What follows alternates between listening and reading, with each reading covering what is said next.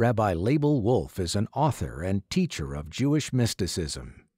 In the late 1960s, he was a student at Melbourne University in Melbourne, Australia. I was a student leader on campus and president of the Jewish Student Societies and the like, and I always had a sense of personal responsibility. But when the Rebbe entered much more profoundly into my life in those years, my personal orientation as to where I was leading Jewish students became much more acute. And towards the end of my legal studies, I married my wife, and I wanted to go to Kollel. And I wrote to the Rebbe, and the Rebbe sent me a very, very strong 1.5-page letter, which the opening sentences were, "God forbid they should now go and study in a kollel. This is azman milchama, this is a time of war, and at a time of war, a good soldier doesn't leave the front line."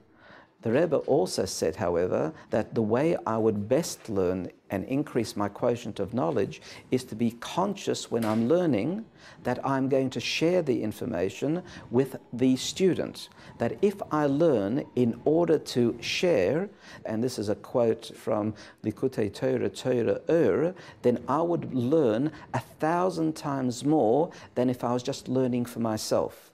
And then the Rebbe added in the letter with an exclamation mark at the end, "and this is not an exaggeration." And the Rebbe exhorted me to continue my work with academic youth, as he put it, and advised me to make contact with Hillel Foundations in America. And strangely enough, they loved the idea of having an Australian come and work there.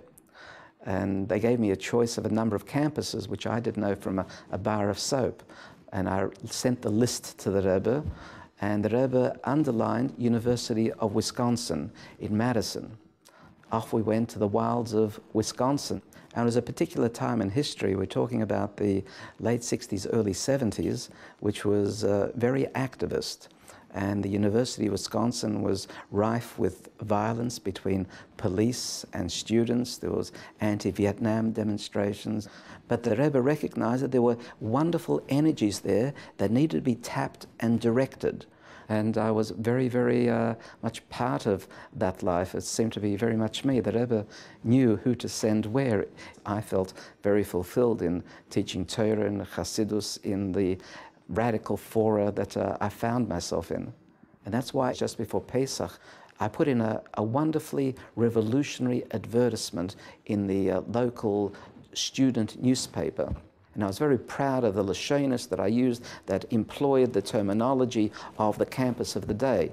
And like all my things, I always sent to the Rebbe everything that I was doing. And I sent a copy of the advertisement that I had so proudly designed and put in the newspaper.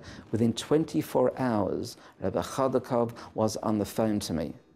And he said to me, "The Rebbe wants to know why you didn't put in the ad any reference to the mitzvahs of Pesach."